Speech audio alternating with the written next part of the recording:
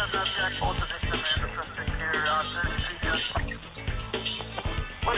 be advised, 920 27 with the suspect and the victim. West. Anyone, 3 William 172, no water warrant. Hello, and thank you for joining me on this edition from the legal side. Today we're discussing the legality issues involving pursuits. Pursuits by private security agents, loss prevention agents, special police, private police, school security, campus safety, whoever you might be that might be in a position where at one time or the other you may be involved in some type of pursuits. Now, I know that we don't really want to acknowledge that private security officers of any type, in any position, at any location, are getting involved in any type of pursuits. But the facts are that private security agents and officers do routinely involve themselves in pursuits. Pursuits on foot, in vehicles, bicycles, golf carts, even horses and boats. Private security have pursued. In fact, there was a company a few years ago that also pursued someone in a helicopter. They were patrolling a large pipeline and pursued a vehicle using helicopter. They were on helicopter patrol. True story. So it's important that we discuss the legalities of the consequences, the dangers involved anytime that you're in any type of physical pursuit. We also want to be aware of all of the safety concerns and all of the dangers. Not only the legalities of the liability that definitely will be involved the moment that you begin chase, but we want to talk about the consequences, the carnage, the injuries, the possibility of death to the pursuing security agent or officer, as well as to the general public. And so that's what this edition of From the Legal Side is about today. But before we begin, I do have some very tragic news coming out of Las Vegas, Nevada, that broke yesterday morning. 2 security officers working at a hotel casino off from the main area were shot and killed during a confrontation.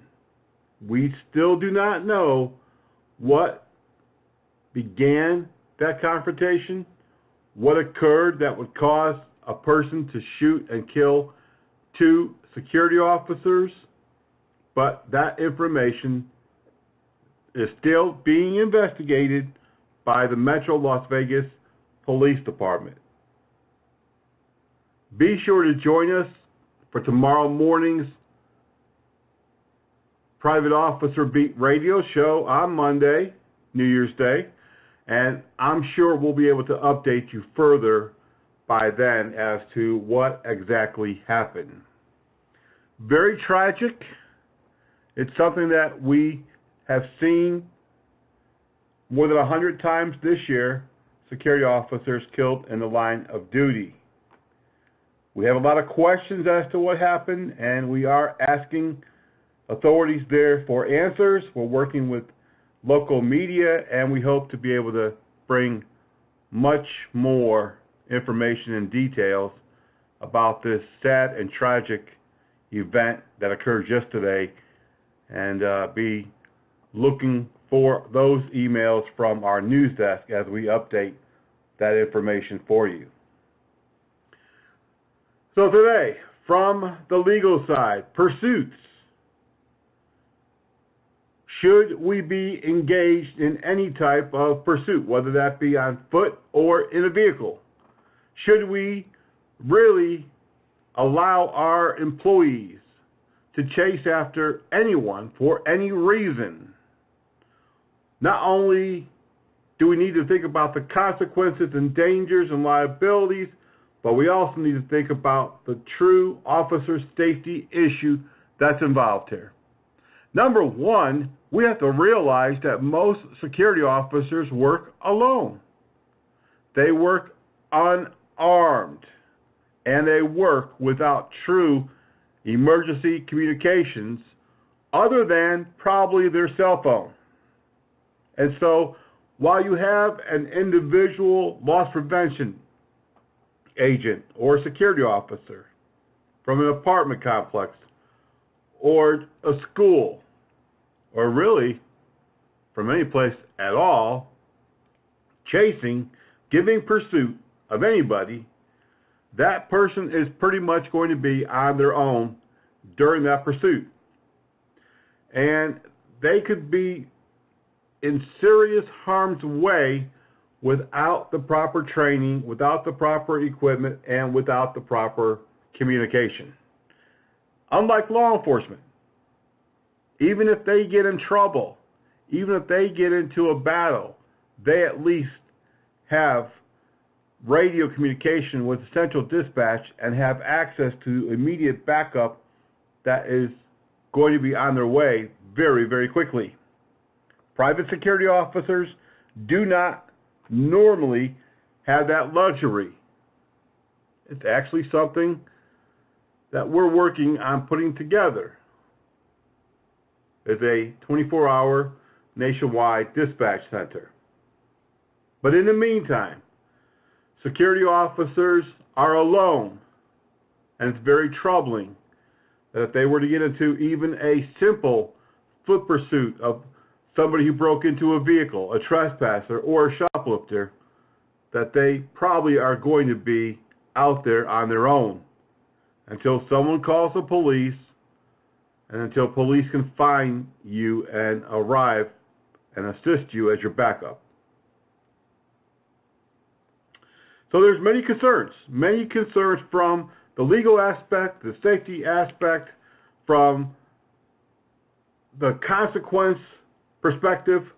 We have to really look at, should private security, and if they should, when should private security be involved in any type of pursuit? Now, I know many of you are going to say, never. And I know that many of you will say, oh, we don't do that. But the truth is, having done this job for as many years as I have, and spoken to tens of thousands of security personnel and owners of companies, we know that pursuits happen every single day across the country. Whether it's a pursuit of a shoplifter who ran out of a store, or the pursuit of someone who was involved in criminal activity on the property where a security officer was on duty, or even a more serious pursuit. I mean, we've seen pursuits just in the last 2 weeks where security officers engaged both in foot and vehicle pursuits of robbery suspects and other violent criminals. I don't even think that at this time we can justify the pursuit even if the security officer is armed, because there are many legal questions which we're going to get into in today's episode. So yes, number one, let's be 100% in agreement that security officers do pursue. It's a known fact. But should they? That is the question. When does the risk of the pursuit outweigh the necessity When is it more important to pursue the suspect to protect the public than to stop and worry about the consequences, legalities, or even that possibility that the security officer might be injured or killed himself? When is it that we should allow them to pursue anyone at any time? For many, many, many, many years, even back in the 70s and 80s, when I worked in loss prevention, both off-duty law enforcement as well as for the store, we pursued shoplifters not just in the parking lot, but we pursued shoplifters around the corner and down the street as far as necessity, as far as it was necessary to get them into custody. And it was dangerous because oftentimes loss prevention agents did not have backup agents or even store personnel with them. Sometimes they did, sometimes they did not. I've even seen security officers jump into their own private vehicle and pursue suspects both on foot who were running as well as driving away. And that is where true liability and consequences and all sorts of questions come into play. Most retailers, most big box stores now limit any type of chase to the curb of their property, if they allow it at all. Now, some stores don't allow any chase, no pursuit. And many security companies say that they do not allow their employees to pursue anyone on foot or in vehicle. But of course, when the security officer is there and you're in the heat of the moment, it's easy to overlook what the rules are and do it anyways and worry about the consequences later. So yes, security officers do pursue. The question is, if we're going to ask ourselves, if we're going to ask our profession to allow these security officers to do any type of pursuit, then we must, in good conscience, have some type of limitation. We must have some type of written policy, and we must enforce that policy. If we say that we will allow our security officers only in high crime, serious felony, and violent acts to do any type of pursuit, and only when absolutely necessary for the safety of the public, then we have to train them.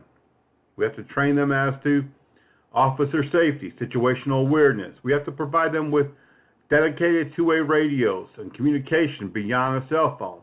We have to be prepared for any consequences that might occur during that pursuit. For an injury of the suspect, an injury of a civilian that's not involved, an injury of the officer agent in pursuit. We have to realize, as law enforcement has realized over the years, that we have to have limitations and we have to have what's called good cause to pursue. That's why you've seen many jurisdictions across the country who have limited when their officers can pursue. Many jurisdictions no longer allow them to pursue anyone who's involved in just a minor traffic offense. Many jurisdictions limit vehicle pursuits now only to severe felonies such as robberies, bank robberies, shootings, murders, rapes, and anything where the suspect truly puts the public in the harm's way, in a greater harm's way than a pursuit would. When we come back from this brief break, we're going to talk about when should we allow security and private police to pursue, under what circumstances, and how do we go about covering our liabilities. We'll be right back here from the legal side.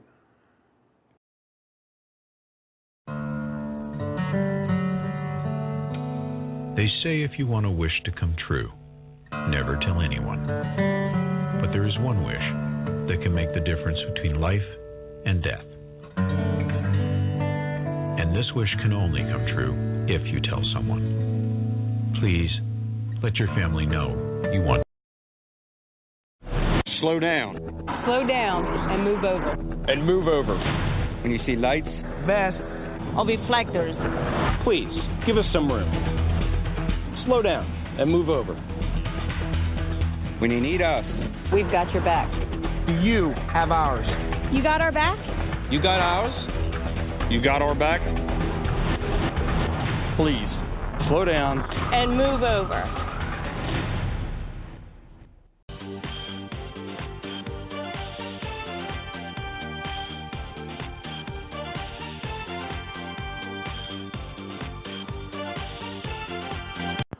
All right, welcome back to this edition of From the Legal Side. We're talking today about pursuit, both foot pursuit, foot chases, as well as vehicle.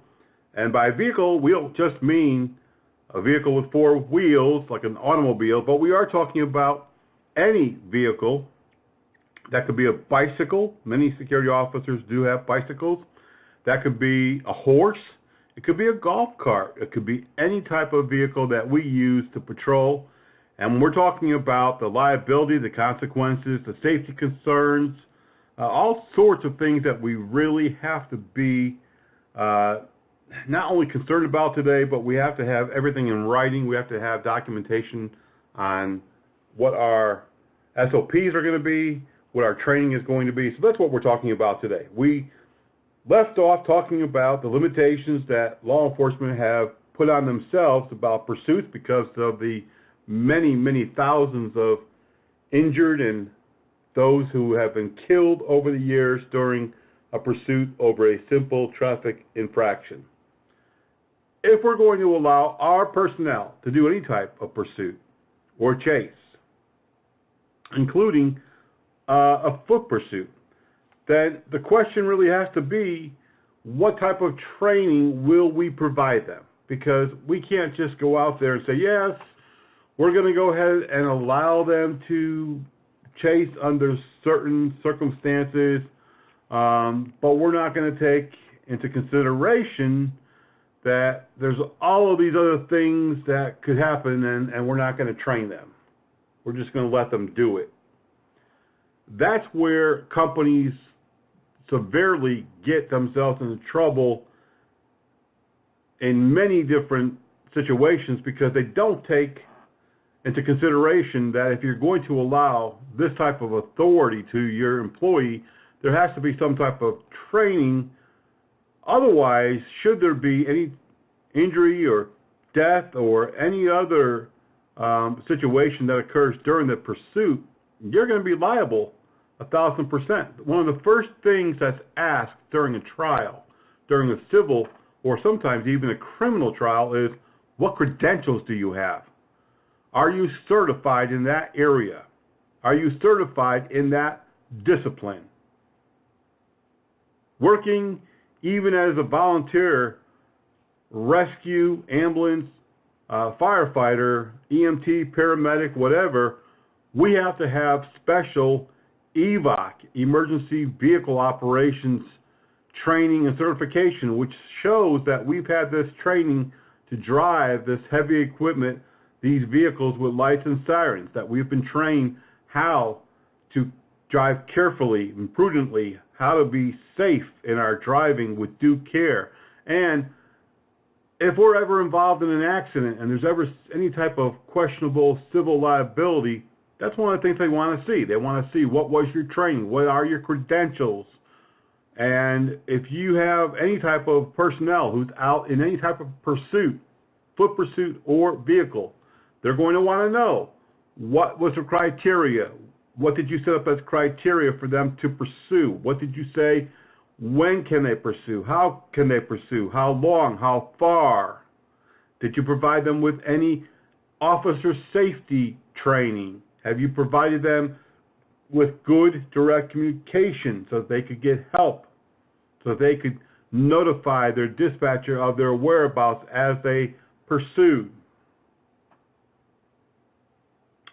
We have to operate just like any other professional first responder with due care. If something happens during that chase or during that pursuit, police, law enforcement, and the courts will look at, were you reckless? Were you outside of your authority or scope? Did you have any special training or certifications for pursuits, for driving vehicles while chasing suspects? Did you go outside of your authority? There's going to be a lot of questions. In your training, in your documentation, you need to train. You need to have guidelines. Don't chase outside of the property line. Don't chase a known armed suspect. Don't chase when there's more than one person. These are some of the critical policies that you need to include in your pursuit SOPs if you're going to allow any at all. Other things that courts look at when an accident has happened, when someone's been injured or killed. Even law enforcement commanders and supervisors look at road condition. Is there heavy traffic? Weather conditions. Is it rainy, foggy, snowy? Is it sunny? Is it warm? Is it below zero? Is it icy? They look at many different things. They take into consideration all of the totality of the situation before they allow their officers to pursue in many jurisdictions. And this is called prudent decision making. So as private security, we have to take all of these things into consideration. Now, one of the other things that we have to address is that we have to be aware that in many states, private security have private police authority. And I'm not talking about citizen's arrest, although that does apply, but many states allow private security to have law enforcement authority. We've talked about this many, many times, where they go through some additional training and they get a commission, just like any other police officer, to make arrests, usually on their property only, but sometimes it gives them jurisdiction in and around their property or beyond. Now, as a law enforcement officer, one of the things that they have that a private security officer does not have is what's called fresh pursuit. And fresh pursuit is a consideration given to all law enforcement to be able to pursue beyond the limits of their jurisdiction. So, for instance, if a crime occurred in the city of Richmond, Virginia, they could pursue to the next county, depending, of course, on the charge. In fact, they could pursue across state lines even for a traffic offense. That's not necessarily what would happen. It's not what their agency would allow. Their street supervisor might not allow it, but they could within the law. A private police officer, a special police officer, a campus police officer, they have that same authority, the fresh pursuit doctrine, which allows them to pursue a suspect or a fleeing person beyond their jurisdiction. So if you own a security company, and many security companies, especially in the Metro D.C. area, North Carolina, out Midwest, we talked about this. If you own a security company where you have special police officers as well that have a commission, then you really do need to have some type of, SOP, some type of documentation that says, we understand that you do have this commission, however, we don't want you to pursue. And you have to put that in writing. Otherwise, if they do pursue and they injure someone, or they get injured themselves, or they kill someone during the pursuit, you'll be 100% liable from the legal side because there was nothing in place. And your officer can argue that there was no pursuit policy, and therefore I did what I had to do. There was no guidance in writing. So if you're a company owner, you have to make sure that in your policy that you specifically spell out either A, no pursuit whatsoever, none, no matter what, or B, there are some limited pursuits, but these are the specific things that have to be in place. It has to be a felony. It has to be a serious crime. You can't pursue beyond your jurisdiction or beyond, 1 mile radius or without notifying law enforcement or whatever the policy is going to be. That's what has to be in writing. Without that policy, neither you nor your staff will be covered for any legal, civil, or criminal liability. And that's just the way that it is. Training, SOPs, documenting. This is very important, whether you're a retail loss prevention agent, a campus safety security or campus police, or a hospital police department, or a security officer at XYZ apartment complex. All of this has to be documented. This training should happen. You must equip your personnel with extra training, with good equipment, including two-way instant communication, and they must be prepared if you're going to allow them to be in pursuits, foot pursuit or vehicle or both. It's a legal challenge for any company. It's certainly been a legal challenge for law enforcement for many, many years. That's why so many jurisdictions have now limited when and how officers can pursue a person or a vehicle. And now you must do the same. We are changing, evolving in the security industry. And so, yes, private security duties often overlap law enforcement, and they encounter crimes in progress, and they sometimes have to pursue people for their own safety sometimes. They have to detain people, and some of their jobs require them to detain people. And so, with all of this into consideration, you must have certain pursuit policies in place if you're going to allow pursuit, or you must have a written policy that says 0 pursuits allowed. That's going to conclude this edition from the legal side. Things for you to think about and consider, especially if you have a quasi-law enforcement agency or private police officers on staff, because they do have special rights and authority, something that you really need to consider and look into and document and have a plan.